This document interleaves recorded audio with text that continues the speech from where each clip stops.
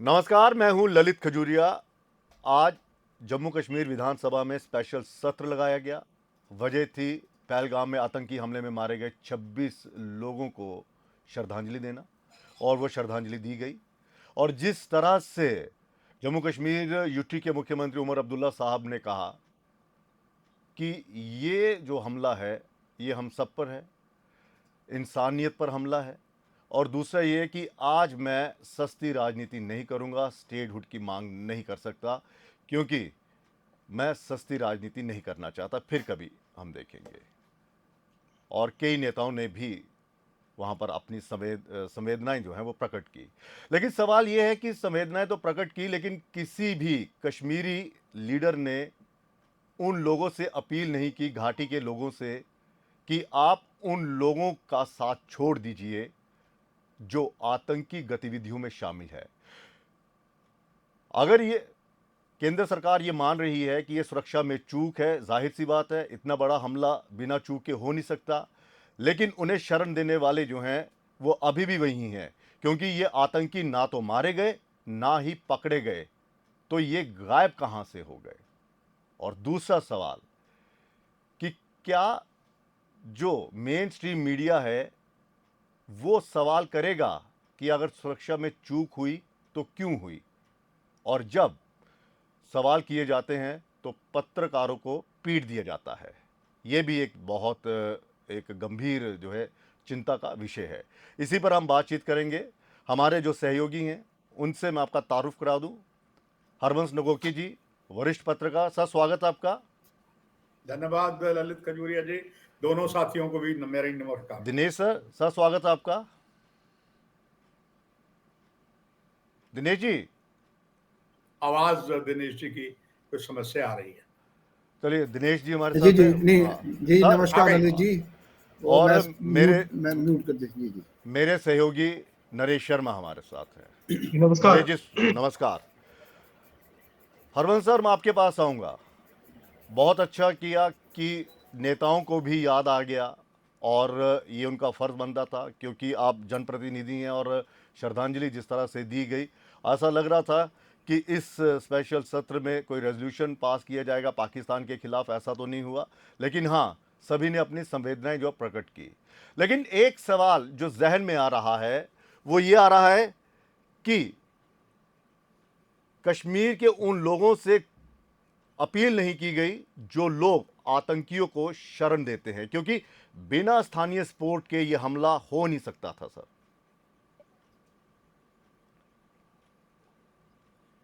ललित जी, आपका धन्यवाद। जिन और आपने इशारा करके केंद्र बिंदु बनाए हैं उसकी मैं सराहना करता हूं, और यही एक कार्य जो है, असली कार्य जो है प्रजातंत्र के चौथे प्रहरी का है। और हमारे लिए सौभाग्य की बात है कि आप जैसे चैनल जो बेबाकी से बात करते हैं, और सोने पर सुहागा इस समय जो दो मेरे और सहयोगी हैं, नरेश जी और दिनेश जी, दिनेश दोनों ही मेरे छोटे भाई समान है। बहुत ज्यादा अनुभव जो दिनेश जी का भी है और नरेश जी का भी कम नहीं है। निस्संदेह एक तरफ से अच्छा किया गया। हम अब ये नहीं कहेंगे कि सब कुछ अच्छा हो जाता, मगर कई बातें जिस तरफ आपने इशारा किया है वो अवश्य होनी चाहिए थी। एक अपील उस पार्टी की जानी चाहिए थी। सबसे बड़ी पार्टी जो है वहां पर वो नेशनल कॉन्फ्रेंस है, सबसे ताकतवर पार्टी मानी जाती है, और ज्यादा उन्होंने जो वोट हैं वो कश्मीर डिवीजन से और जम्मू के उस डिवीजन से लिए हैं जहां जम्मू कश्मीर के जो हमारे देश के जो कहे जाते हैं अल्पसंख्यक, वो जम्मू कश्मीर में बहुसंख्यक है। मतलब जिस समुदाय हम लोग अल्पसंख्यक हैं, वहां से वो जम्मू डिवीजन से भी जीते हैं। जी। हाईली अप्रिशिएबल है। मगर ये बात जरूर है ललित खजूरिया जी, कुछ बातें और करनी चाहिए थी। मगर हम ये कहेंगे जितना किया मुख्यमंत्री ने अच्छा किया, कोताहियां रही हैं। और जिस तरफ आपने इशारा किया कि इस प्रजातंत्र में एक सच्ची बात करने वाला कोई पत्रकार है, अगर उसकी गुंडागर्दी की जाए, और सत्ताधारी दल जो भारतीय जनता पार्टी का है पूरे देश में, उनके 3-3 एमएलए बैठे हो, कठुआ में ऐसी घटना हो, और मुझे जरूर आश्चर्यचकित हुआ कि जरूर ये बात आदरणीय मुख्यमंत्री को या विपक्ष के नेता जो भारतीय जनता पार्टी के, उनसे करनी चाहिए कि प्रजातंत्र चौथे पर, अरे हमें बड़ा अभिमान है, हमें कश्मीर के पत्रकारों पर भी और जम्मू के भी पत्रकारों जी। पर भी, और वो दावे से कह सकते थे कि जम्मू में हमें ज्यादा अभिमान है। जम्मू में ही पत्रकार को जिस तरीके से पीटा गया, उसकी किडनी में इंफेक्शन आ चुकी, कुछ लात घूं से भी मारे गए, 3 एमएलए बैठे। क्या आप प्रजातंत्र के ऐसे और वरिष्ठ पत्रकार को इस प्रकार की मीडिया को आप इस तरीके करते हैं? क्यों आदरणीय मुख्यमंत्री चूक गए? अगर वो चूक गए तो डिप्टी चीफ मिनिस्टर हमारे हैं, बहुत अच्छे हैं, धाकड़ हैं। यही बस नहीं, जो 2 बार सांसद रह चुके हैं मदन लाल जी, जम्मू कश्मीर मंत्री में, उनके बेटे पर मुझे बड़ा अभिमान है, he is like my son. इनकी जुबान बंद हो गई। यहां जो विपक्ष है और उसके विपक्ष के नेता वर्गों को बाकी छोड़ दीजिए। तो ये अच्छा किया, मगर बहुत कुछ करना था ललित खजूरिया साहब, ये कर नहीं पाए। मैं समझता हूं इतने शब्द मेरे बहुत हैं, बिल्कुल, हमारे ये पास 2 बिल्कुल और इसकी हम कड़ी निंदा करते हैं, लेकिन वो शब्द भी नहीं बोल पाए जहां पर ये कहना चाहिए था कि देखिए, भारत के अन्य राज्यों से जो सैलानी आते हैं वो हमारे मेहमान हैं। ठीक है, सुरक्षा में चूक हुई, लेकिन कम से कम उन लोगों से अपील तो कर देते। अगर आप ये कह रहे हैं कि ये पूरे कश्मीर पर हमला है, कश्मीरियत पर हमला है, जमहूरियत पर हमला है, तो आप उन लोगों से अपील तो करते जो उनको शरण देते हैं, आतंकियों को शरण देते हैं।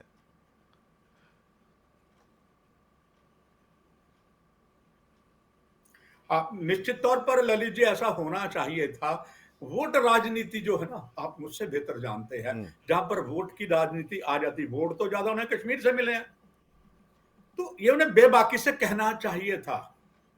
इंसानियत लहू लुहान हो गई है, वो कहते, मगर नहीं कहा गया। पर मुझे एक बात का संतोष है ललित खजूरिया जी, जिस तरीके से सुरक्षा बलों ने कार्रवाई की, मरता क्या ना करता, क्योंकि सुरक्षा एजेंसियों की चूक है, इसमें सीधे सीधे उमर अब्दुल्ला का तो कसूर नहीं है, बिल्कुल, पूरा कसूर केंद्र सरकार का है। आप अंदाजा लगाइए ललित खजूरिया जी, अगर यही यहाँ पर पूर्ण राज्य का दर्जा होता, तो क्या उस पूर्ण राज्य के दर्जे में मुख्यमंत्री जो कहा कह सकते, जब उनके पास सारी पूरा होम मिनिस्ट्री होती, दूसरी होती, तब तो जवाबदेही तो इन्हीं की होती, इन्हीं की होती, इतनी बुरी होती कि जिस तरह उन्होंने बोला, मैं बिल्कुल सही बोला, मगर जितने में उन्होंने गुजारा किया, हाँ प्रशंसनीय उमर अब्दुल्ला जरूर है, जिस तेजी से उन्होंने अपने आप को बदलाव किया। हालांकि lot of experience as a centre minister, अच्छा किया, मगर कुछ जो बातें चूक हो गई हैं तो हम उन्हें इग्नोर भी कर सकते हैं, हो सकता है जिस तरीके के हालात हों, मगर अगर वो नहीं बोल रहे तो नेशनल कॉन्फ्रेंस का कोई और बंदा बोल जाता सर। बिल्कुल। अगर अगर ललित जी अगर वो रह गए तो सबसे बड़ी यहां पर विपक्ष की पार्टी जो केंद्र में बल्ले बल्ले है, उनका ही कोई नेता बोल देता। उन्हीं के नेताओं ने पिटाई भी की है, वो क्यों खामोश रहे? ये बहुत बड़ा सवाल है, इसका ठीक है, जवाब देना ठीक पड़ेगा। ठीक ठीक। एक बात मैं ललित जी बस एक बात जोड़ना चाहूंगा कि अब केंद्र सरकार का दायित्व बनता है, जिस तरीके से कुछ खुली मीडिया को छूट दे रखी है। मैं पाकिस्तानी चैनल लगातार देखता हूं आजकल, वो कहते थे जंग तो भारत हिंदुस्तान जीत गया, और कैसे वो मीडिया ने जिता दी जी। आप समझते हैं कि हम अपने भारतवासियों को इस तरीके से बात कर रहे हैं जिसकी अभी जरूरत नहीं है। आदरणीय प्रधानमंत्री का बदला लेंगे, हम लेंगे, जोर से लेंगे। और सर वो मीडिया में थोड़ा ना बताई जाएगी स्ट्रेटजी, वो एक राष्ट्रीय सुरक्षा को लेकर वो स्ट्रेटजी थोड़ा बताई जाएगी। मैं एक ललित जी बात जोड़ना चाहूंगा, जब आई बाल टू आई बाल हुआ था, संसद में हमला हुआ था, हमारे देश की कमान आदरणीय अटल बिहारी वाजपेयी जी के पास थी, और वाजपेयी जी यहां आए थे मेरे साथ, मेरे मुझसे भी वरिष्ठ सहयोगी, उम्र में मुझसे थोड़े से छोटे अरुण जोशी जी। हमने एयरपोर्ट से पूछा था, अटल जी क्या बादल, कहता बादल छट रहे हैं, जबकि आई बाल टू आई बाल था सर, था ना, सबको पता फौजी चलेगी थी। और उस वक्त मैं एक बात यहां खत्म कर दूंगा ललित जी, उस वक्त मैं नाम नहीं लूंगा उस मीडिया लेडी का, उन्होंने तो पूरी हमारी स्ट्रेटजी खोल दी। समझ गए। ठीक है ना, ये इट वाज अनफॉर्चुनेट। मुझे लगता है कुछ ऐसा अभी भी हो रहा है, तो अगर हमने पहले से सीख नहीं ली तो कब लेंगे? ठीक है दिनेश सर आवाज आ रही है? हाँ बिल्कुल आ रही है सर। 26 लोगों की निर्मम हत्या कर दी जाती है, जिसमें 25 हिंदू हैं और एक स्थानीय आदिल है। ठीक है, आदिल की जो पूरा देश उनकी प्रशंसा कर रहा है, लेकिन कोई भी, अगर हम कश्मीर की बात करें तो कोई भी ये सवाल नहीं उठा रहा कि आखिर वो आतंकी आए, कहाँ रहे, और हमला करने के बाद वो कहाँ गायब हो गए।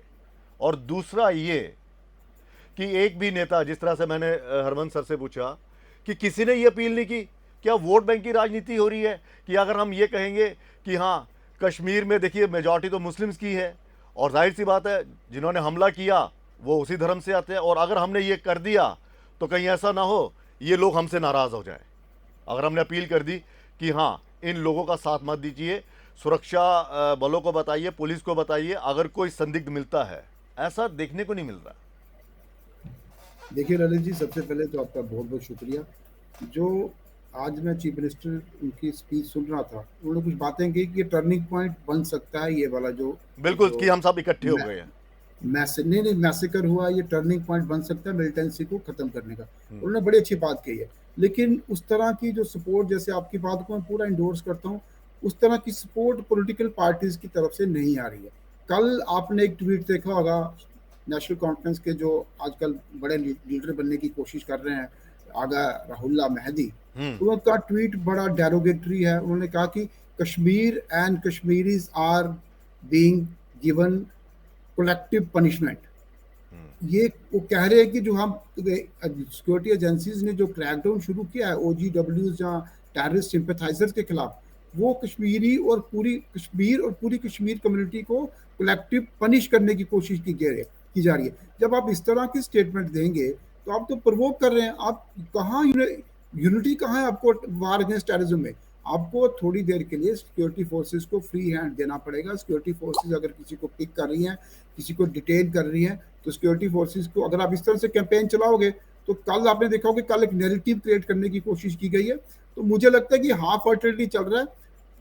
चीफ मिनिस्टर सिंसियर हैं, उनकी कैबिनेट सिंसियर है, लेकिन उनकी पार्टी के कुछ लीडर ही यही बात तो हम कह रहे हैं कि अगर आप इस तरह से अपील करते तो वो लोगों में ज्यादा होता, क्योंकि कोई ना कोई शरण दे रहा है। और आगा राहुल्ला का बयान आप देख लीजिए कि 53 में ये हुआ तो 40 साल के बाद बदला लिया, और 370 हटाया, अब ना जाने कब लिया जाएगा।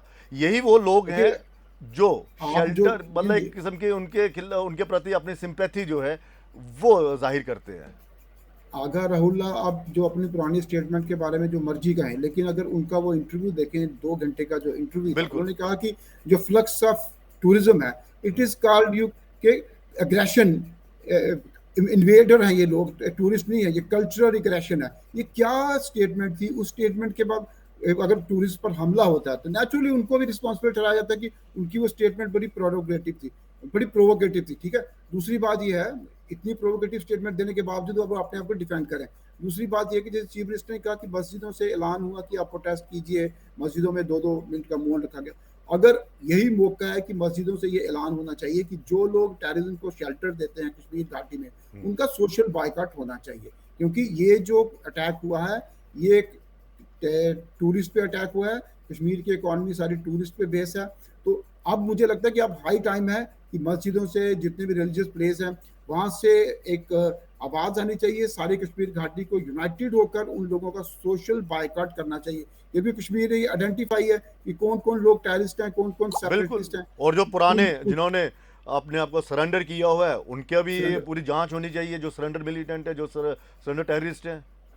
क्योंकि आपकी बात बिल्कुल ठीक है कि वो कहाँ गए टेररिस्ट। उन्होंने अगर उनको किसी ने लॉजिस्टिकल सपोर्ट तो प्रोवाइड की होगी, तभी वो जाके वहां पे इतना बड़ा कांड कर पाए। आप कठुआ में देखिए, कठुआ में बार बार इंसिडेंट हो रहे हैं, कौन उनको शेल्टर देता है? एक स्थान से वो दूसरे स्थान पे जाते हैं। जब तक टेरर इकोसिस्टम को पूरी तरह से डिसमेंटल नहीं किया जाएगा, लोग सपोर्ट नहीं करेंगे, कश्मीर का आवाम पूरा सपोर्ट नहीं करेगा, तब तक ये टेररिज्म बार बार यहाँ ऐसे अटैक होते रहेंगे। इसलिए मुझे लगता है कि जो चीफ मिनिस्टर की अपील है उसको इफेक्टिवली ग्राउंड पे इंप्लीमेंट करना चाहिए। ठीक है नरेश, मैं आपके पास आऊंगा।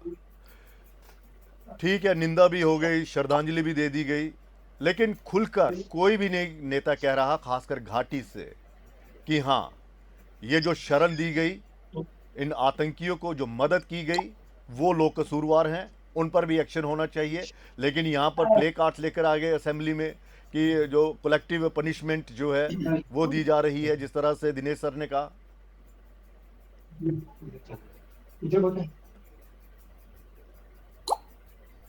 नरेश, आवाज आ रही है? जी जी बोलिए। जी हेलो। ललित जी, अपना सवाल दोहरा दीजिए एक बार फिर से। अपना सवाल दोहरा दीजिए। मुझे लगता है कोई टेक्निकल यहाँ पे प्रॉब्लम है। मैं ललित जी फिर आपके पास अपना आता सवाल। हूँ नवोके सर। सवाल ललित ये। जी, मैं ललित जी, मुझे लगता है नरेश जी ने आपको आवाज दी है कि एक बार सवाल दोहरा दीजिए जी। नरेश जी, आवाज आ रही है? हाँ ललित मुझे जी, लगता अपना है कि सवाल दोहरा दीजिए। उनकी आवाज मुझे नहीं आ रही, कुछ टेक्निकल प्रॉब्लम है। ओ, नवोके सर, मैं ओके आपके पास आता हूँ। मेरा सवाल जी। ये है, दिनेश सर ने कहा कि जब तक स्थानीय समर्थन रहेगा तब तक ये चलता रहेगा। लेकिन सवाल ये है कि चूक तो हुई है ना, सुरक्षा में चूक हुई है, केंद्र सरकार भी मान रही है। तो एलजी साहब का इसमें क्या रोल है? एलजी साहब ने तो दावे किए थे कि कमर तोड़ दी गई है, किसी को बख्शा नहीं जाएगा, जमीन में भी अगर छिपा होगा तो निकाल कर लाएंगे। तो पिछले 4-5 दिन से वो है कहां पर? यूनिफाइड कमांड तो इनके अंडर ही है ना।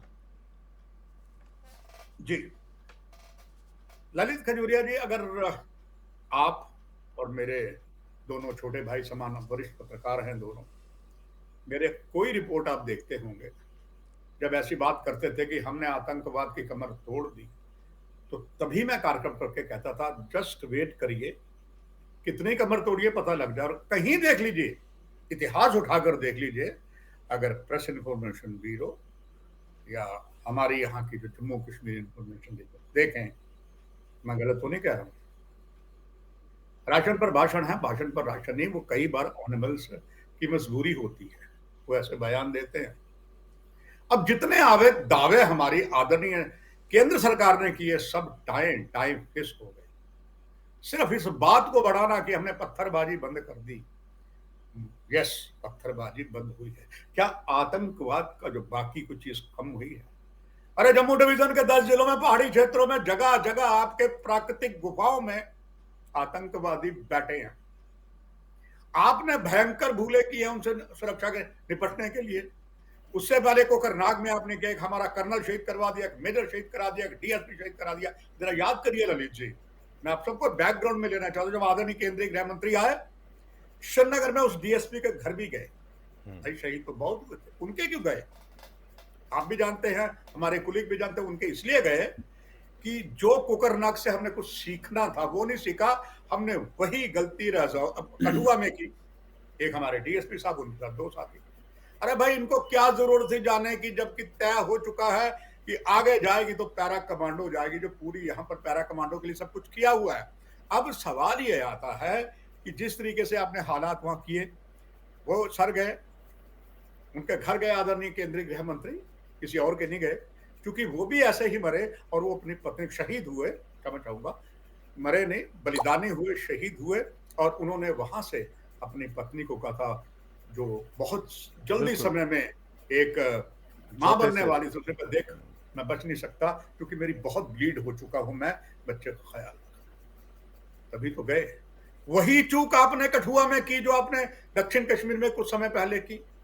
चूक पर चूक करे जा रहे हैं। तो क्या रणनीति में कमी है? रणनीति में कमी है ललित जी, सवाल यह है कि आदरणीय केंद्रीय गृह मंत्री ने तो यहां लड़ना नहीं है, यहां तो लड़ना नॉर्दर्न कमांड और वेस्टर्न कमांड ने है। मैं बाकी पुलिस वाले की बात छोड़ दीजिए, बीएसएफ सब भी छोड़ दीजिए। ललित खजूरिया जी, जब ये तय हो गया था कि यहां पर ऐसे हालात हैं, कितना मतलब हमारे सैल्यूट टू केंद्रीय गृह मंत्री 2 बार आए हैं, परिणाम क्या हुआ? ढाक के 3 नहीं, देखिए, सुरक्षा की जो चूक है तो वो यहीं से मानी जाती है। हमला होने से पहले हफ्ता 10 दिन पहले वो यहाँ पर बकायदा दौरा करते हैं, और दौरा भी इसी कारण था क्योंकि हमारे 4 जवान शहीद हो गए थे। उनके उनके पीड़ित परिवार से मुलाकात करना और सुरक्षा का उन्होंने रिव्यू मीटिंग ली। तो ये कौन सी मीटिंग थी? कौन सा हमारा खुफिया तंत्र जो था वो उनको पूरी बात नहीं बता सका कि आपके यहाँ पर पहलगाम में सैलानियों पर हमला होता है, सैलानियों पर, और चुन चुनकर हिंदुओं को मारा जाता है।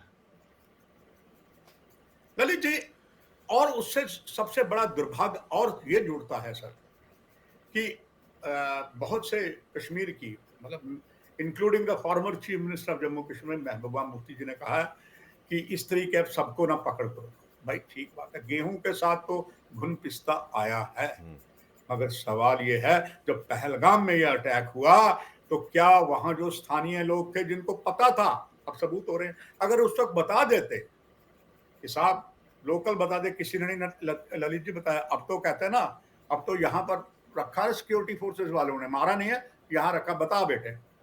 तो ये उन्हीं की कमियां हैं, पुलिस को तो करना पड़ेगा, अब तो सिक्योरिटी फोर्स उसका जवाब देना पड़ेगा।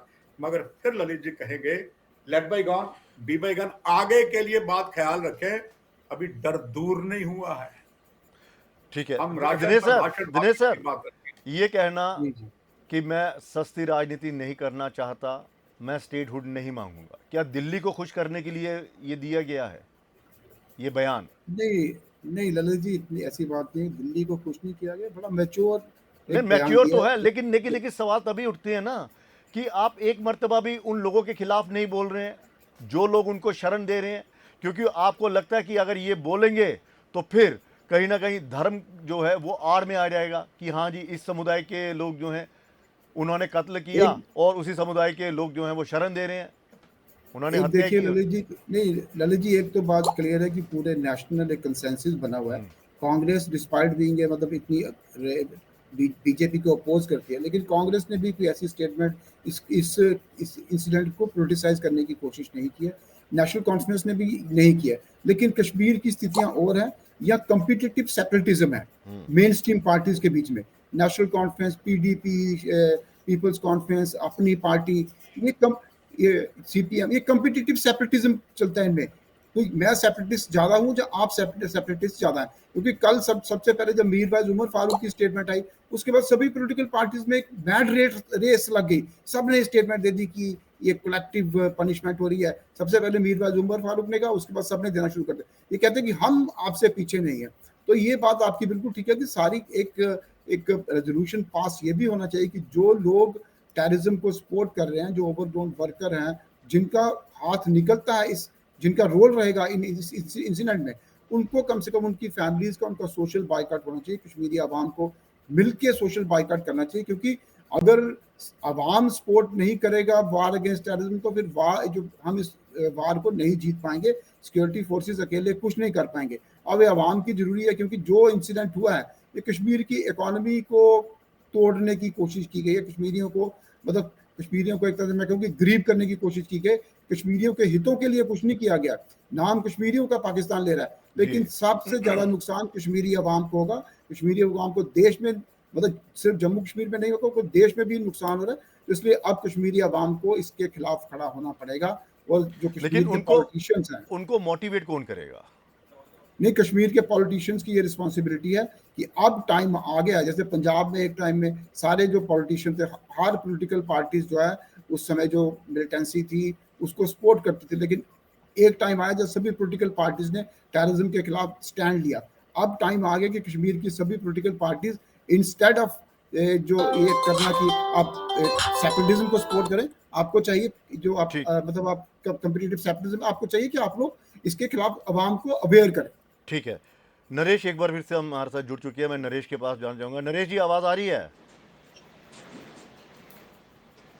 नरेश जी आवाज आ रही है मेरी?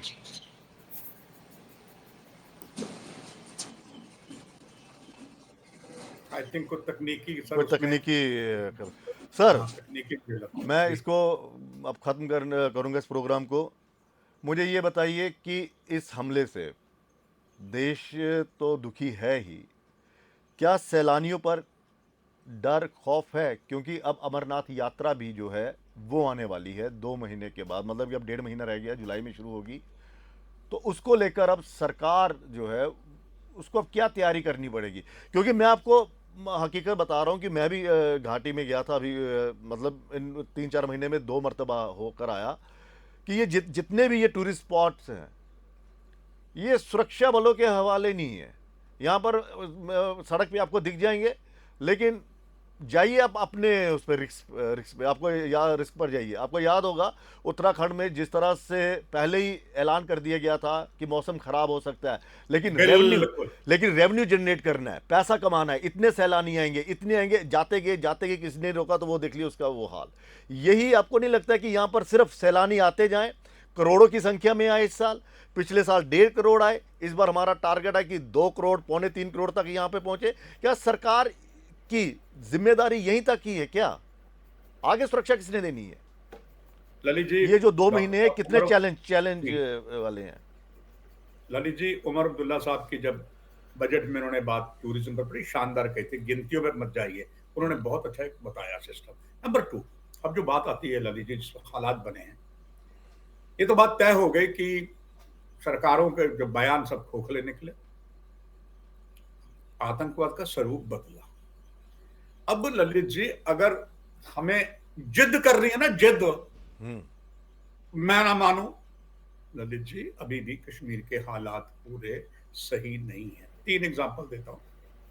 अगर कितने ही लोगों को पूछताछ के लिए लाया, सेम चीज आप रजौरी पुंछ में आ जाइए ललित जी, 5-6 लोगों को में से 3 जो है उनकी डेथ हो गई। डेथ हुई सिक्योरिटी फोर्सेस के, सेना की स्ट्रांग इंटेरोगेशन के कारण। बहुत हंगामा हुआ, मगर हमें शत शत नमन है हमारे रक्षा मंत्री राजनाथ सिंह पर, उन्होंने पूरा ललित ब्रिगेड ही उठा दिया। बिल्कुल, जो जहां पर गलत होगा वहां पर तो एक्शन होगा ही ना, सरकार लेगी एक्शन। तो आप कैसे कैसे उम्मीद कर रहे हैं कि यहां पर अफसर जो हैं ऊपर वाले नॉर्दर्न कमांड के, क्योंकि that area is all belongs to 15 corps, नीचे वाले ने ऊपर वाले को प्रेशर दिया, आई वांट रिजल्ट। इस रिजल्ट में आप कहीं इनोसेंट को मार दिया, बहुत घातक होगा। पर सिक्योरिटी वालों पर अपन इल्जाम नहीं लगा सकते। I mean, this is not a way. मजा तब था सर नहीं, जब ये आप चले, उस ये पॉइंट पर। चीज ठीक है, कुछ किसी निर्दोष से इतनी ज्यादा सख्ती नहीं होनी चाहिए उस पर। नहीं, मेरा सवाल ये है कि सैलानियों में अब ये जो 2 महीने के बाद अमरनाथ यात्रा जो शुरू होनी है, आपको क्या लगता है वापस बेखौफ होकर ही आएंगे? इतना यकीन कर सकते सच्चाई हैं? की बात यह है ललित खजूरिया साहब, सच्चाई की बात है, अगर केंद्र सरकार या राज्य सरकारें इनको प्रेशर करेंगे ना, मौत से बड़े बड़े लोग डरते हैं सर। और जिस आतंकवादी ने घिनौना कार्य किया इस पहलगाम में, वो क्या वो राक्षस है? एक बंदे से पूछता तेरी जात क्या है, किस धर्म का है? अब ये बातें तो अभी आतंकवादियों में है, और ज्यादा आतंकवादी लोकल है, ये भी क्लियर हो गया, उनकी बिल्कुल। सपोर्ट है। हम क्या कर पाए उसमें? कुछ नहीं, लल कुछ नहीं कर पाए। तो ऐसे में अगर दोबारा आप ये हेकड़ी दिखाते हैं, हमारी यात्रा बहुत चलेगी। तो मैं कहता हूं एक और भयंकर भूल होगी। मेरा ललित खजूर जो पिछला 4 दशक का यहाँ का अनुभव। सिस्टम कहता, कितनी फौज कर दोगे? आपके पास फौज की वजह शॉर्टेज है, कौन नहीं कहता? जनरल जीडी बख्शी जो एक समय भारतीय सेना की जिंदाबादी करते थे, केंद्र सरकार की जिंदाबादी करते थे, उनको सुनिए। वो भी कह रहे हैं कि काफी कमी है। बिल्कुल। तो आपके पास एक बात ललित जी, बड़ा मैं आवश्यक आपसे अगर इजाजत दे, मैं 2 चीजें बड़ी क्लियर करूंगा तो अच्छा लगेगा, अगर आप इजाजत दे। मुझे जी। पता समय तेजी से दौड़ रहा है। ललित जी, पठानकोट में 1997 में जब 35 हिंदुओं का बड़ा निर्मम हत्या की गई, तो हम लोग खुद, मैं और एनडीटीवी के विक्रम चौधरी और डॉक्टर फारूक अब्दुल्ला और तब के गुरबचन जगत सबूत थे। और मैं बहुत जल्दी शॉर्ट करूंगा ललित जी, जी, इससे जी। जुड़ता है हमारे प्रेजेंट ऑनरेबल होम मिनिस्टर के साथ। और तब फारूक अब्दुल्ला ने कहा जी होम मिनिस्टर लाल कृष्ण आडवाणी आने वाले हैं, मैं असेंबली बताकर वापस आ रहा हूं। असेंबली तो ललित जी चली थी। अब ललित जी, जब मैं और वहां के अधिकारी थे, जब चूंकि परिचित थे, चूंकि दैनिक जागरण में था, तो दैनिक जागरण की बड़ी तूती बोलती थी यूपी में, लाल कृष्ण आडवाणी नमस्ते। लाल कृष्ण आडवाणी जब आए कंट्रोल रूम में टेक्निकल एयरपोर्ट पर, उन्होंने पूछा ललित जी आपको पता सेना वाले एक डंडा ले लेते हैं, स्टिक, और टॉर्च ले लेते हैं। साहब यहाँ है, ये बताया उन्होंने। अब होम मिनिस्टर ने पूछा आप गए? तो बीएस साहब कहता हाँ साहब गए थे। तो मैं बोल पड़ा, मैं ये 100% गलत कह रहे हैं, वहां तो कोई है नहीं, ना बीएसएफ की पिकेट थी ना कुछ थी। मतलब कोई पत्रकार तो था जो बताता। ललित जी, अब यही तो जब हाल हुआ।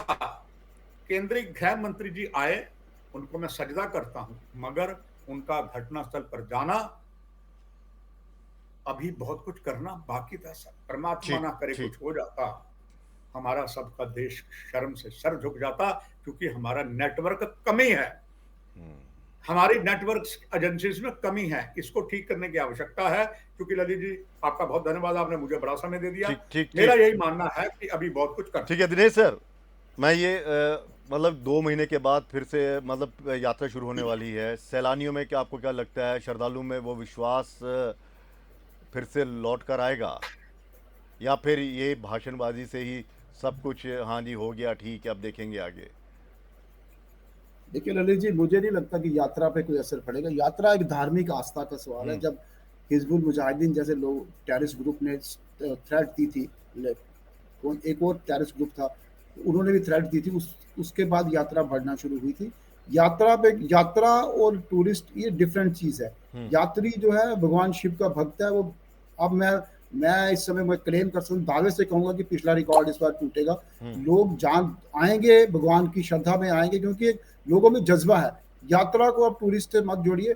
टूरिज्म पे इम्पैक्ट पड़ेगा, लेकिन यात्रा पे मुझे लगता है ज्यादा इम्पैक्ट नहीं पड़ेगा। यात्रा सरकार सुरक्षा और तो ठीक है, प्रदान करती है। ठीक ठीक। एक आखिरी सवाल सर आपसे, फिर मैं ये ख़त्म करूंगा।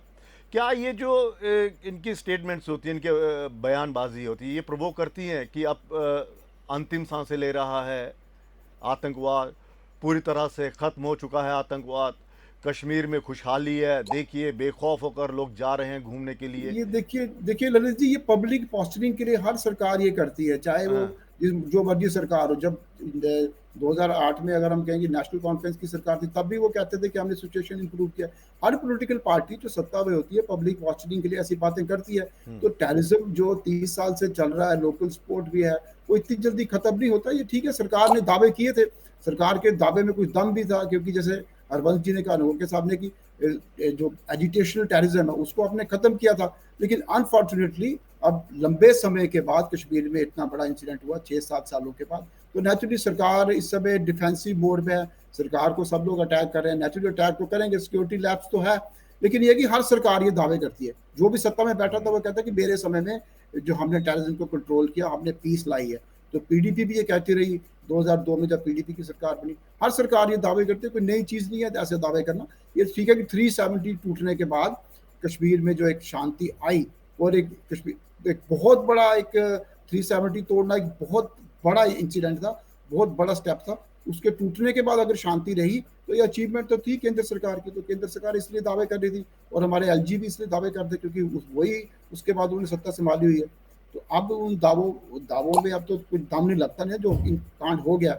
अब सरकार तो डिफेंसिव मोड पे है, सरकार को अब जवाब देना पड़ेगा, क्यों हुआ, कैसे हुआ, क्या लैप्सेस रहे।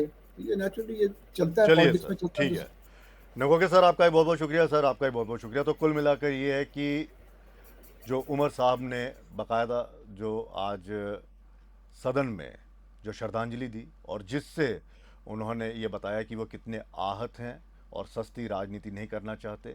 लेकिन सवाल फिर वही है कि अगर सदन से ही ये अपील की जाती उन तमाम लोगों से घाटी के कि भाई साहब उन लोगों का साथ छोड़ दीजिए जो अलगाववादी सोच वाले हैं, जो आतंकियों को शरण दे रहे हैं, वो खुलकर बाहर आएँ, प्रदर्शन करें, उनके बारे में सुरक्षा बलों को या पुलिस को उसकी सूचना दें। लेकिन ऐसा नहीं हुआ। लेकिन उम्मीद करते हैं कि उन आतंकियों को जल्द ढूंढ निकाला जाएगा, उन पर एक्शन भी होगा, और ख़ासकर सबसे बड़े एक्शन की ज़रूरत उन लोगों पर है जो इन्हें शरण देते हैं। फिलहाल इजाज़त दीजिए, नमस्कार।